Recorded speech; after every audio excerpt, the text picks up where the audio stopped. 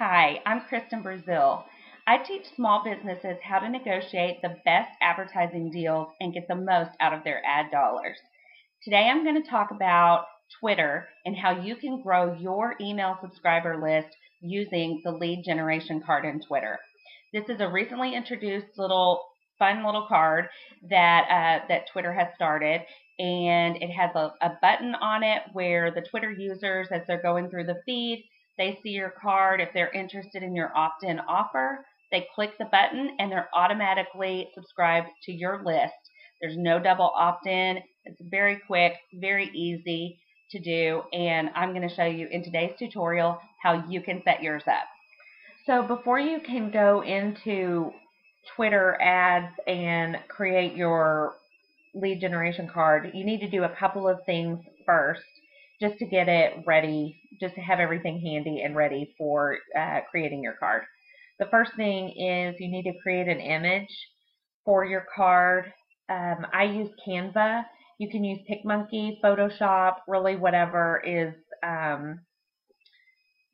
easiest for you. These Canva and PicMonkey are free and they're both really fantastic. I'm using Canva here, as you can see. These are the requirements, and Twitter will tell you this when you're putting your card together. Your image can't be any bigger than 1 meg. It needs to be at least 600 pixels wide, and it has to maintain a 4:1 ratio width to height. So in other words, you want it to be 4 times wider than it is high. I use 100 or 1,000 pixels wide by 250 pixels high, and then and you can do that too, or you can use 600 by 150. That would be the minimum. And then once you're done with your creating your fancy little image, then you click link and publish, choose image, and then download it to a place where you can keep it handy for when you're ready to create your card. The second piece of the puzzle that you'll have to have handy before you can create your lead generation card is a privacy policy. I didn't have one, so I just Googled that, and I ended up using freeprivacypolicy.com, and it came up with this very fancy worded document. I just plopped on my website. Here's my website, and then I just linked it down there, and this is my privacy policy. So here's the URL that I'll use in when I'm setting up my Twitter card. You have to have that. Twitter won't let you go anywhere any further in creating your card if you don't have a privacy policy. If you don't have a website, someone told me you could publish a page free on Weebly. I'm not familiar with them, but it's worth checking into. If you, again, don't have a website, but you do have a mailing list, you use MailChimp or MadMimi or Infusionsoft or one of those, you may try linking to their privacy policy and just see if Twitter will take it. I would say that's just what I would do. I would just try it. I don't know if that would protect you legally if anything were to happen or whatever, but anyways, that's it. I'm not giving legal advice. Once you have those two pieces of once you have those two elements done, then you can log into Twitter to your ads dashboard. If you have a Twitter account, then you also have an ad dashboard account. All you have to do is type in ads.twitter.com, and it'll log you into your dashboard. You just have to put in use your Twitter username and password to get logged into your account. You won't see these options until you put in a credit card. Even though creating a Twitter lead generation card doesn't cost any money, Twitter still requires that you put in a credit card before you'll get these options on your dashboard. So once you put in that credit card number, Then click on Creatives and Cards, and we're going to get started creating our first lead generation card. So you're going to see this button, Create Lead Generation Card. Go there. And the first thing you're going to do is type in a short description here. They've used sign up for free 30-day trial. You only have 50 characters, so you got to be, pretty snappy. I'm going to say time saving freebie you'll love. Okay, and then you're going to upload your image. So just navigate to your image, and then here it asks for a call to action. This is what's going to be on your button. By the way, this is kind of a sample of what your card will look like. This is your short description verbiage, your image, and then your call to action. I'm going to say grab yours here. All right, and next, this is where your privacy policy URL that we discussed earlier. So you put that there. Next, you're going to need to have a fallback URL. This is just if for more information, so the Twitter viewer can get more information here. I have mine going to my member information page on my website. It just gives them more details about the freebie, the opt-in, and then a little more information about their membership. And then next, you can put in an optional destination URL information. So basically, when people click on the subscribe button there, where do you want them to go next? Do you want them to go to a specific URL, or do you want them to get just a message?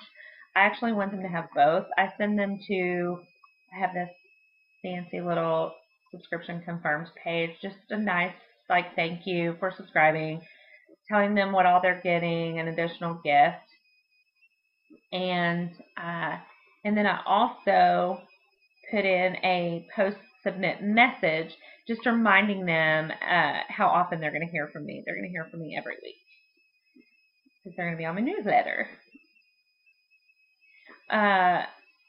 Now, the next part is optional as well, and this is where it's really cool. So you can, if you don't fill this part out, then when people click your little button on your card, then you, as the user, will end up, or as the admin of your advertising account, you will get, this is what you're going to see on your end, so you'll be able to download your leads by clicking this, and that way then you can manually enter in the names and email addresses of the people who subscribe. Or you can, if you use one of the systems, one of the email services that integrate with Twitter, like MailChimp or Infusionsoft, I believe does, Aweber, I think does, MadMeanie, etc. They integrate with Twitter, and I strongly suggest getting the help guide on Twitter and as well as your email collection service, whichever or the email service that you use. I used both, the help guides on both places, my MailChimp and on Twitter, because I really felt that I needed them both, and it was very helpful. So this is where you're gonna go into to put your specific information for your email service, and that way when people click my button here, then it's gonna automatically add their subscription information to my MailChimp list, so I won't have to manually add anything. So this is the URL that MailChimp generated for me to put into my list, into my card here. All right, then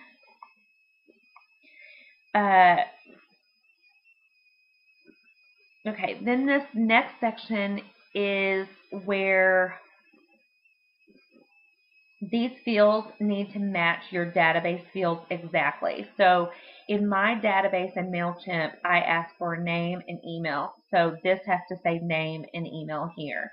If my database over in MailChimp asks for first name and email, if I had it listed as first name and email, then that would have to be, I would have to change that here. But it's not. It's just name.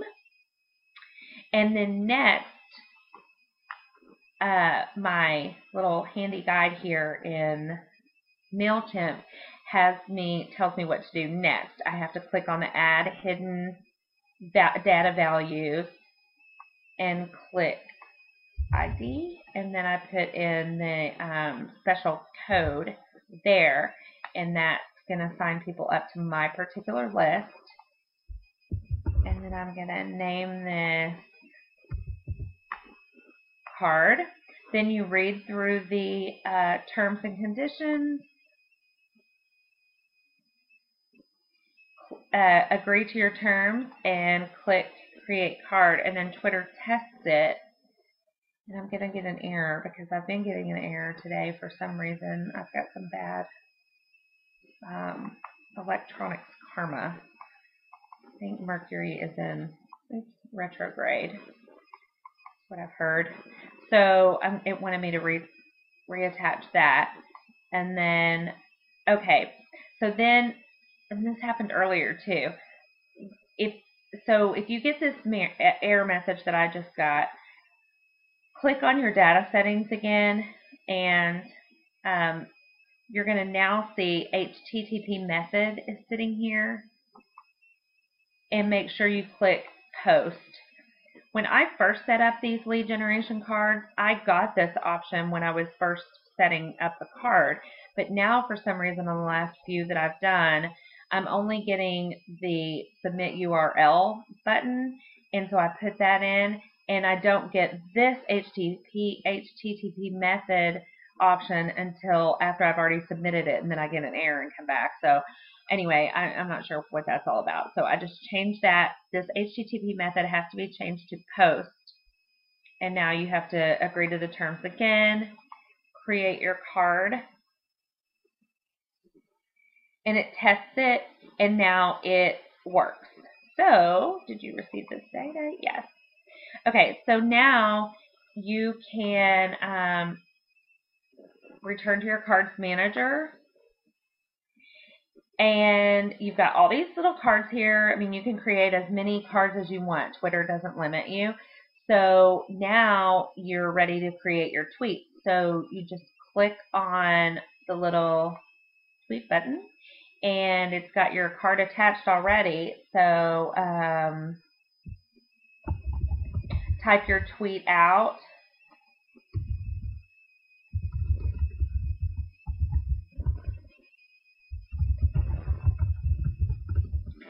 And then you can do standard delivery or promoted only. This is when it's going to cost you money. I'm going to just schedule it. I'm going to schedule it to run, to go like tomorrow.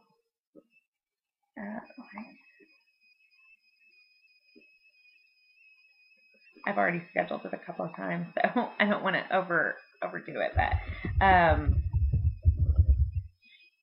and then you just schedule it, and there you go. It's all scheduled. Thanks for watching. I hope you got lots of value from today's tutorial. If you have any questions or feedback, please post them in the comment section below the video. Thanks, and have a great day.